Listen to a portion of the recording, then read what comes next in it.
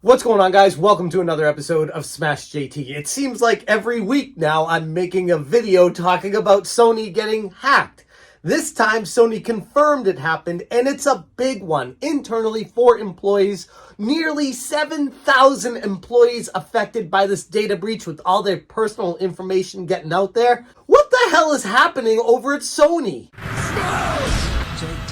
Hit that subscribe, give me a like, and check out smashjt.com for the full article talking about all the nitty-gritty details on this data breach. But for this video, let's go into some of the information that I found interesting. Sony confirms yet another significant PlayStation data breach, exposing employees' personal info.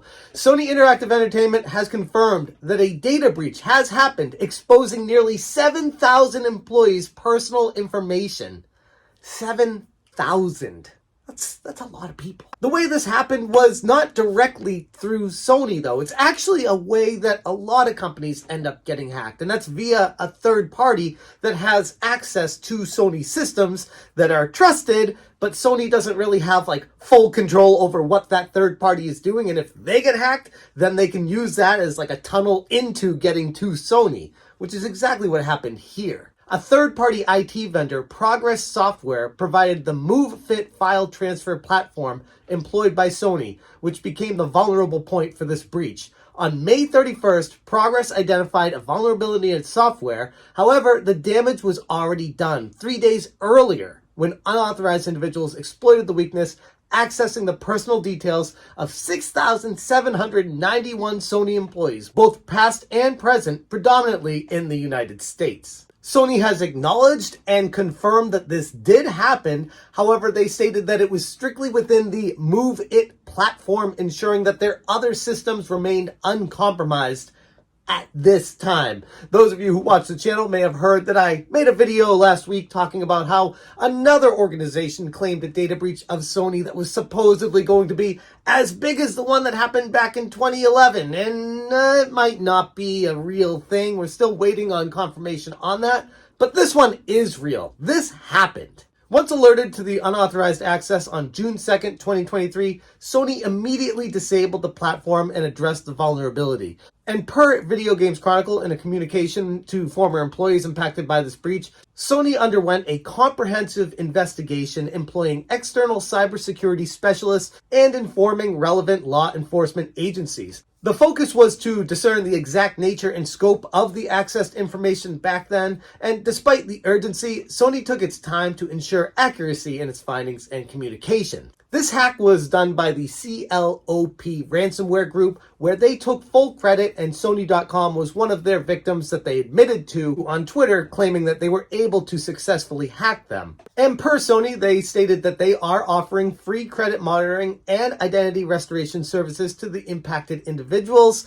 and have advised them to remain vigilant for potential identity theft and fraudulent activities. But that's still a little bit disconcerting if you're one of these employees that you don't know if you were affected or not. You don't know if you're one of the 7,000 people that had their personal information stolen from the source at Sony. This is a big problem if you are one of the infected employees. And like I said, this breach comes after the other separate ransomware groups claimed last month infiltrating Sony Group with threats of stolen data from the conglomerate. And in response to that one, Sony has launched an internal investigation, and nothing has come from that one. But 2011, they lost over $100 million in a security breach, and the PlayStation Network was down for days, and money was lost. They had lawsuits. It was a mess. And this, while not to that same extent, is still a huge deal. It loses the trust of the employees. If you're one of the people working at Sony, you go in there, you give them your information to get a paycheck. You have no control over losing your information through Sony. And like I said, while this isn't directly Sony's fault, it did still happen through Sony. And ultimately, they are the ones responsible, even though it was through a third party that they employed. That's on Sony to making sure that they vet the third party, that they have the proper blockades in place to stop this from happening, and that they take responsibility for it happening to them. Even though it was through a tunnel of a third party, it still happened to Sony, and they still look terrible here. And while the near 7,000 employees getting affected by this pales in comparison to the 2011 attack, which had approximately 77 million accounts compromised, it's still a big deal. I guess the greater point to be making in this video is that Sony continues to be a target of hackers and ransomware and people that just want to destroy that company from the outside in. And why? Is it because Sony is just not really a good company and people really want to get to them? Is it because their security processes and procedures are way behind everyone else's? Is it another reason? Who really knows? But at this point, it's just like, when you think hack and video games, you think Sony. You don't really think Nintendo. You don't really think Microsoft. And yes, it has happened to everyone, but this just constantly seems to be Sony, Sony, Sony with every story when it comes through. It's just like, what the hell is happening over at Sony? It's wild to me. My heart goes out to those near 7,000 employees that are affected by this.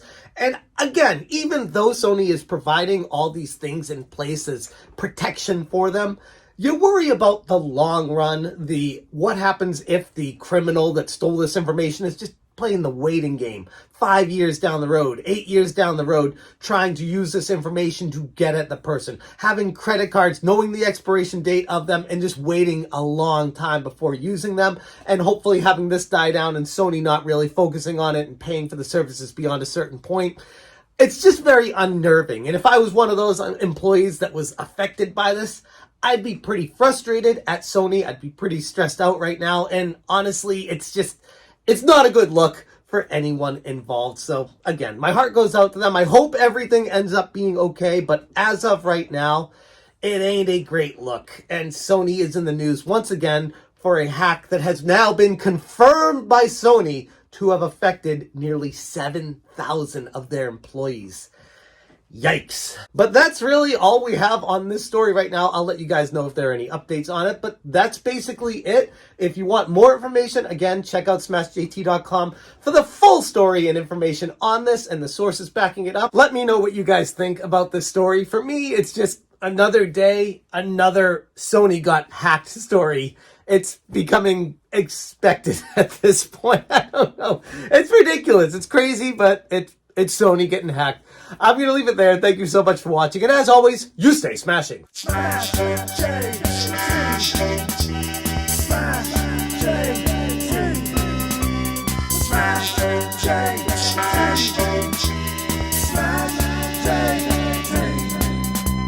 Smash JT.